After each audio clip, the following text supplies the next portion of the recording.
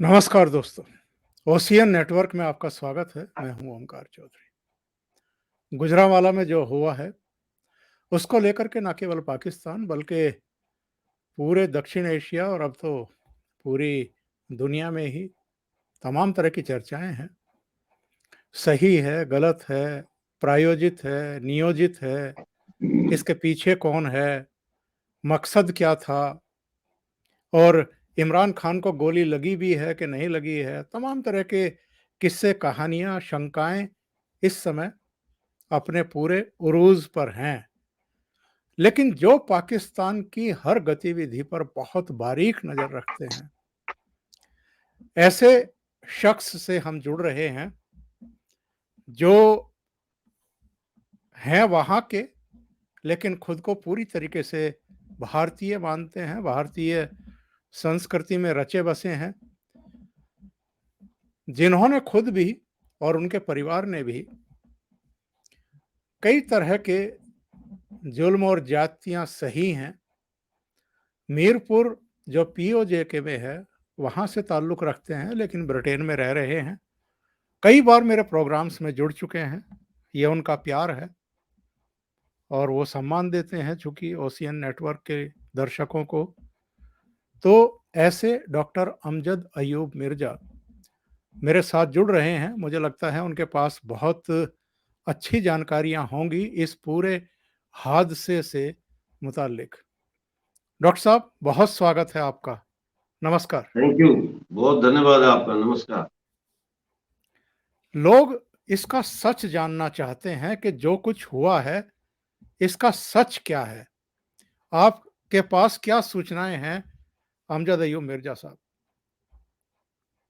सबसे पहले तो चौधरी साहब, आपका बहुत शुक्रिया कि आपने मुझे अपने इस शो में दावत दी और अपने दर्शकों के साथ जो है गुफ्तगू करने का मौका दिया। बात ये है कि आपको पता है, जब पंजशेर में पाकिस्तान ने अपने कमांडोज भेजे थे, 3 बटालियन, और तालिबान की मदद की थी नॉर्दर्न अलायंस के खिलाफ, अहमद शाह मसूद के बेटे के खिलाफ, और उनके जो वाइस प्रेसिडेंट बागी हो गए थे उनके खिलाफ। तो उस वक्त भी मैंने खबर ब्रेक की थी, तो बहुत शोर मचा था कि ये झूठ है, प्रोपेगेंडा है। लेकिन बाद में पूरी दुनिया को पता चला कि ये जो झूठ है ये झूठ नहीं, ये सच है। इसी तरह जनरल बाजवा साहब के ऊपर जब कू होने का प्लान बना था और वो पकड़ा गया प्लान, तो मैंने ये खबर ब्रेक की थी और बताया था कि 33 एसएसजी के कमांडोज अरेस्ट हुए हैं, फलां ऑफिसर्स अरेस्ट हुए हैं, उनको कहाँ रखा गया है, अटक जेल में। और फिर मैंने बताया था कि रावलपिंडी में जो स्पेशल विंग है आईएसआई का, सॉरी मिलिट्री इंटेलिजेंस का, उनको वहां रखा गया है और उनके ऊपर तशद्दुद किया जा रहा है, वगैरह वगैरह। इसी जी। तरह मैंने जो है वो और भी खबरें ब्रेक की हैं, लेकिन आज तक मेरी ब्रेक की हुई किसी खबर को चैलेंज नहीं किसी ने किया, चाहे वो पाकिस्तान आर्मी हो एक या जो भी हो। वो चैलेंज इसलिए नहीं किया कि मेरी खबर जो है ये अंदर से आती है, मेरी खबर कोई मन घड़त खबर नहीं होती। जी। इसके बाद अब मैं आता हूँ आपके सवाल की तरफ। मेरे पास इस वक्त जो इंफॉर्मेशन है वो भी अंदर ही की इंफॉर्मेशन, जी। और इस इंफॉर्मेशन को पहले मैं आपके साथ शेयर करूंगा और फिर हम आगे गुफ्तगू जारी रखेंगे। सबसे पहले तो ये है कि ये जो आज हमला हुआ है इमरान खान पे, ये असैसिनेशन अटेम्प्ट नहीं थी, ये वार्निंग थी, ये चुनौती थी इमरान खान को बाजवा की तरफ से और डीजीआईएसआई नदीम अंजुम की तरफ से कि अगर तुमने हमारे खिलाफ बकवास करना बंद ना की तो फिर अगली गोली सीधी तुम्हारे लिए आए। और इसके लिए जो प्लानिंग है वो की डीजीआईएसआई ने, और उसकी अप्रूवल जो है वो दी है बाजवा साहब ने, और इसको एग्जीक्यूट किया है 30 कोर के कमांडर लेफ्टिनेंट जनरल जो है मोहम्मद आमिर ने। अब ये गुजरांवाला में क्यों वाकया पेश आया, ये पीछे मुरीदके में क्यों नहीं पेश आया, या लाहौर से निकलते वक्त क्यों नहीं पेश आया? बात यह है कि गुजरांवाला से चंद ही किलोमीटर के फासले पर गखड़ मंडी है, और गखड़ मंडी जो है ये बाजवा साहब का गांव है। और जी। पूरे गुजरांवाला में कल बाजवा साहब के खिलाफ बैनर लगाए गए और इमरान खान के खिलाफ भी बैनर लगाए गए। तो बाजवा साहब ने ये फैसला किया है कि इमरान खान को गुजरांवाला से आगे नहीं बढ़ने दिया जाएगा। आपको याद होगा जब लॉयर्स मूवमेंट चल रही थी पाकिस्तान में और नवाज शरीफ जो है वो लॉयर्स मूवमेंट की क़यादत के लिए लाहौर से चले, तो उनको भी गुजरांवाला से आगे नहीं जाने दिया गया था मुशर्रफ तौर। तो जी जी अब ये जो लेफ्टिनेंट जनरल मोहम्मद आमिर हैं जो 30 कोर के कमांडर हैं, इनका बैकग्राउंड ये है कि ये बाजवा के राइट हैंड मैन थे और ये एडजुटेंट जनरल थे, और इन्होंने बाजवा के जो खिलाफ फौजी अफसरान थे हजारों की तादाद में, उनको जबरी तौर पर रिटायर किया इन्होंने। पश्तूनों को, बलोचों को, कश्मीरियों को, महाजरों को, सिंधियों को।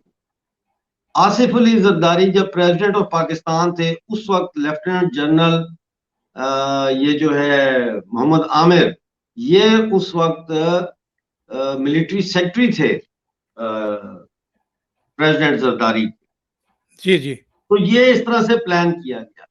इसकी प्लानिंग का एक बहुत अहम पहलू ये है कि इमरान खान जो असद उमर है, जो 25 जुलाई 2018 को जब पीटीआई ने इलेक्शन जीता तो 26 तारीख को वो फॉरेन फाइनेंस मिनिस्टर बने थे। ये जो असद उमर हैं, इनके बैकडोर से मिलिट्री एस्टेब्लिशमेंट के साथ खुफिया राब्ते हैं जिनका इमरान खान को भी नहीं पता। और ये जो बात अब इमरान खान कर रहा है या असद उमर कर रहा है कि जी इमरान खान को असैसिनेट करने की प्लानिंग 3 लोगों ने की, जिसमें नवाज शरीफ, शहबाज शरीफ और इस्लामाबाद आईएसआई का कमांडर, और ये है क्या नाम है इसका, होम मिनिस्टर राना सनाउल्लाह, ये लोग शामिल हैं। ये इसको फीड किया गया है मिलिट्री एस्टेब्लिशमेंट की तरफ से डाइवर्जनरी टैक्टिक्स के तौर पर, ताकि आर्मी की तरफ देखने के बजाय लोग जो है वो शहबाज शरीफ सरकार को दें।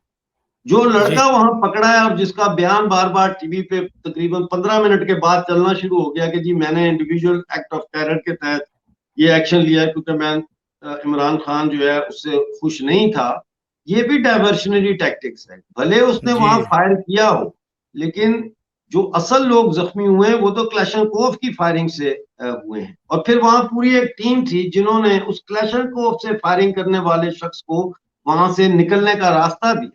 तो ये पूरा प्रॉपर प्लान्ड एक ऑपरेशन था। इमरान खान को वार्निंग दी थी। जहां तक इमरान खान के जख्मी होने का ताल्लुक है, मुझे इसके बारे में कोई पता नहीं है, लेकिन खबरें यही आ रही हैं कि इमरान खान को गोली नहीं लगी, बल्कि जब वो कंटेनर पे फायरिंग की आवाज सुन के बैठे हैं तो उनके ऊपर लोग गिरे हैं और उनके ओके। गिरने से उनकी टांग में और उनके पांव में चोट आई। जी आपने बहुत ही महत्वपूर्ण जानकारी दी है डॉक्टर मिर्जा। आवाज नहीं। जी थैंक यू।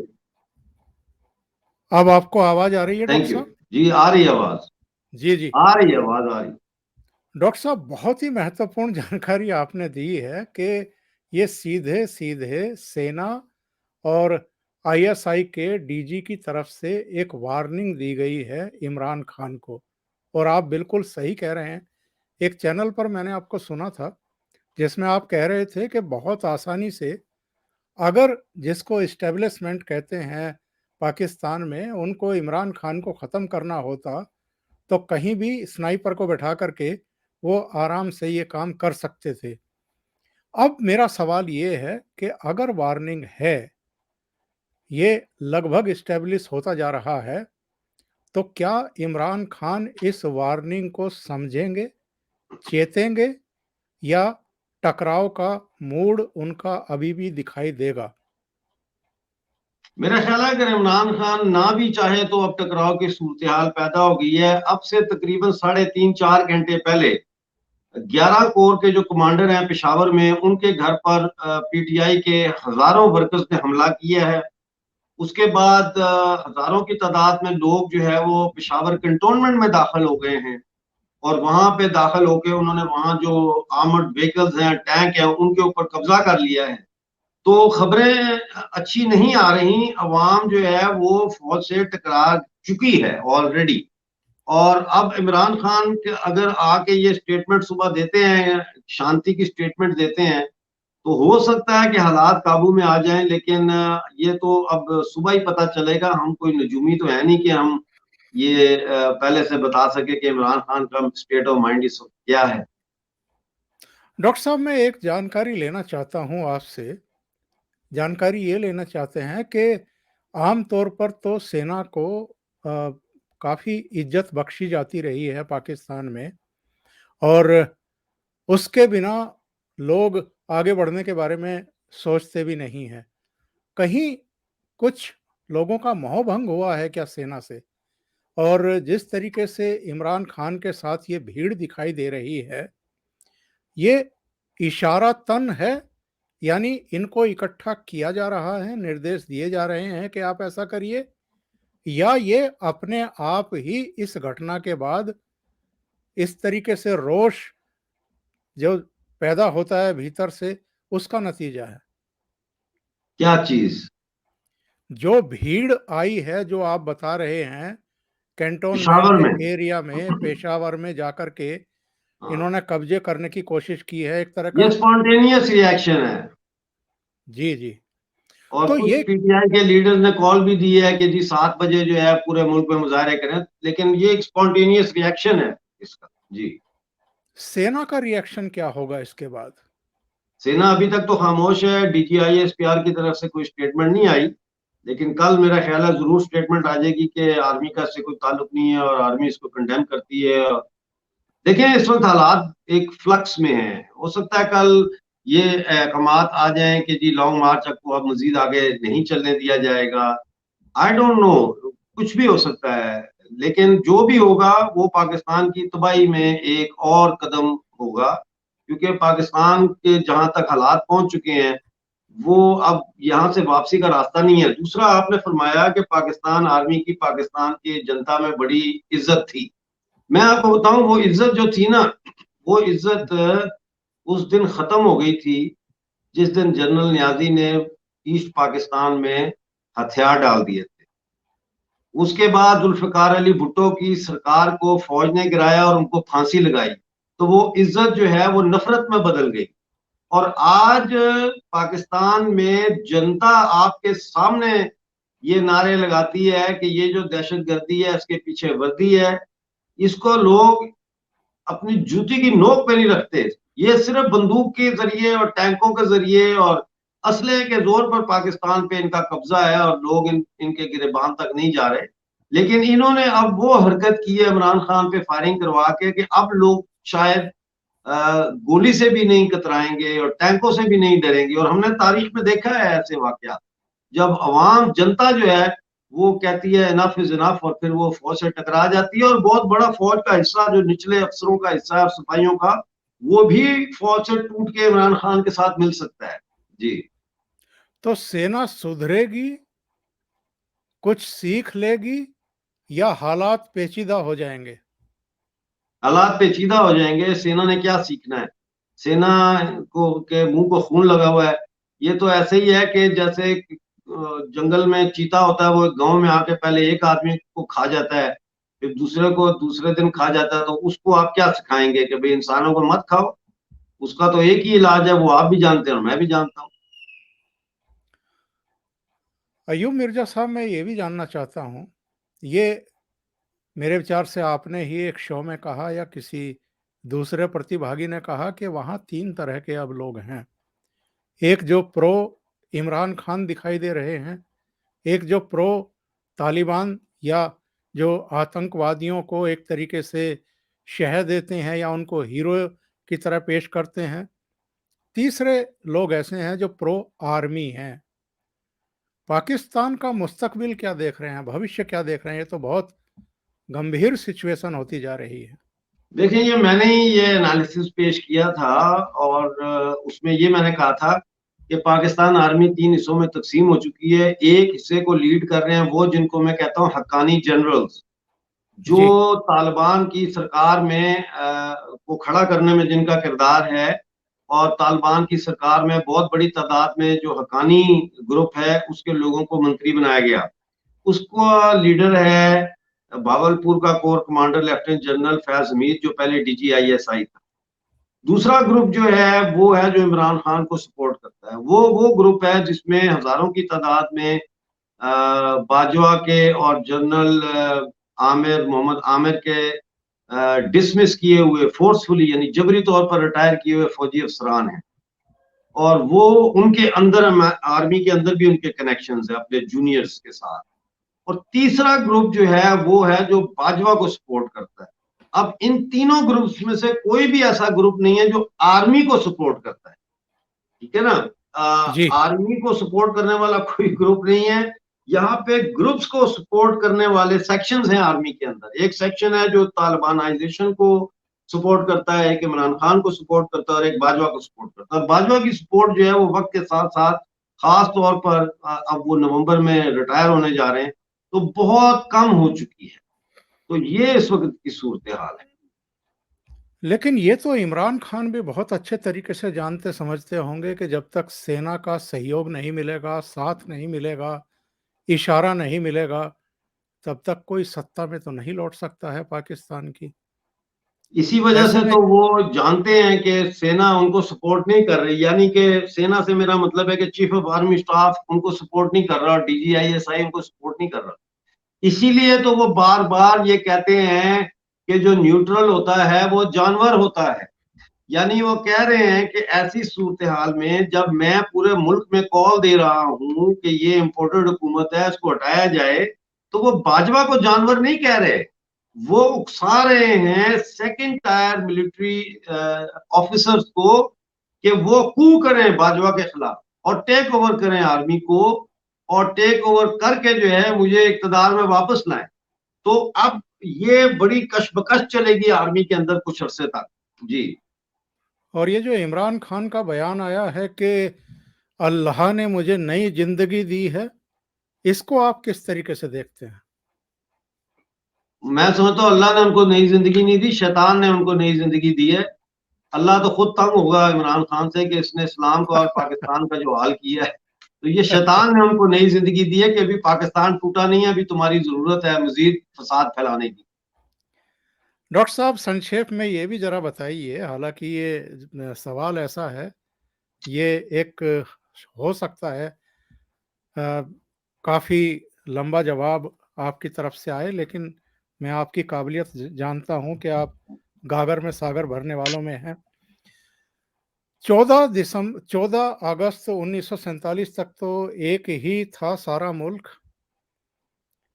क्या वजह रही कि पाकिस्तान में डेमोक्रेसी खत्म हो गई, उसको सेना ने जूतों के नीचे रौंद दिया और भारत की डेमोक्रेसी की मिसाल दी जाती है पूरी दुनिया में?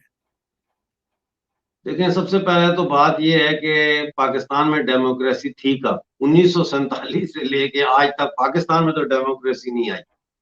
1956 तक पाकिस्तान में अंग्रेज था और ब्रिटिश फौजी कमांडर थे और ब्रिटिश सिविल सर्वेंट्स काम कर रहे थे। 2 साल बाद पाकिस्तान में मार्शल लॉ लग जाता है 1958 में, और उसके बाद मार्शल लॉ है, और मार्शल लॉ है punctuated by propped up governments by the military regimes. तो जमहूरियत तो कभी पाकिस्तान में आई नहीं। दूसरी जी, बात ये है कि आपको ये समझना चाहिए कि पार्टीशन और कश्मीर की पहली जंग, ये दोनों ब्रिटिश का डिजाइन था।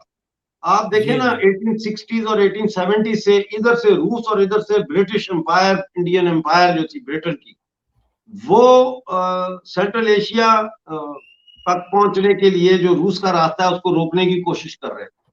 जी, जी, 3 जंगें अफगानिस्तान के साथ हुई हैं, जिसके बाद अफगानिस्तान और ब्रिटिश इंडिया का जो बॉर्डर है वो boundary commission of British India ने तय किया और ड्यूरेंट लाइन बन गई।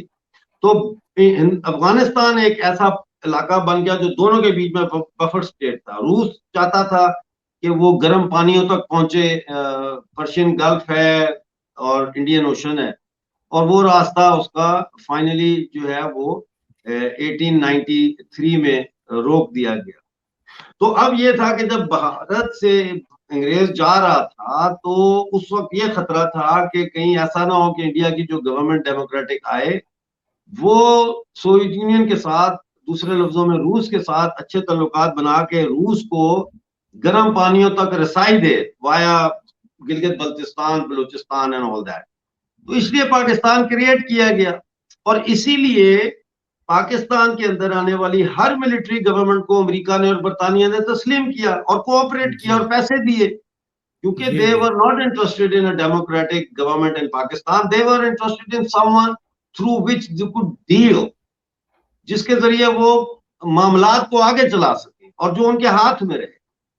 तो इसके साथ साथ पहली जंग होती है कश्मीर की, और उसमें गिलगित बल्तिस्तान जो है, उसमें मैंने आर्टिकल आज लिखा है, शायद आपको भेजा है, उसमें मैंने जी तफसील से ये बताया है कि ये कोई पॉपुलर रिबेलियन नहीं था जिसके नतीजे में गिलगित बल्तिस्तान पाकिस्तान के साथ जुड़ा, बल्कि ये वहां के British political agent, Khyber agency के ब्रिटिश पॉलिटिकल एजेंट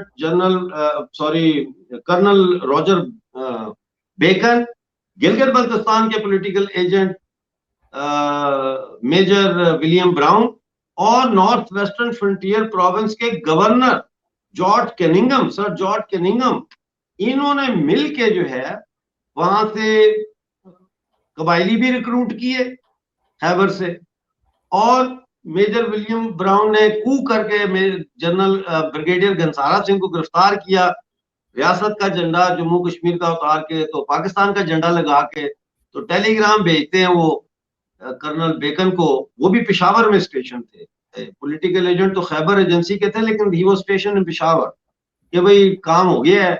वहां से फिर कनिंगम जो गवर्नर है, वो गोरा गवर्नर, फिर कराची जो उस वक्त का कैपिटल था पाकिस्तान का, वहां टेलीग्राम भेजते हैं कि जी पाकिस्तान गिलगित बल्तिस्तान को पाकिस्तान के साथ एक्सीड कर दिया गया, नुमाइंदा भेजें। फिर वहां से असलम नाम का बंदा आता है जो आर्मी में था, जो जनरल अकबर बाद में जो बनते हैं, जिसने हमला किया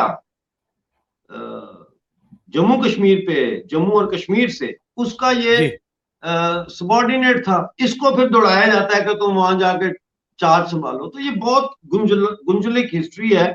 मुख्तसर यही मैं आपको इस तरह बयान कर सकता हूँ कि अब जो है वो ये पाकिस्तान का बनना और डेमोक्रेसी का ना होना और गिलगित बल्तिस्तान और मगरबी जम्मू के इलाके जो है पाकिस्तान के कब्जे में देना, ये सब ब्रिटिश उस प्लान का हिस्सा है या था जो सोवियत यूनियन या रूस की एक्सपेंशनिज्म को रोकना था।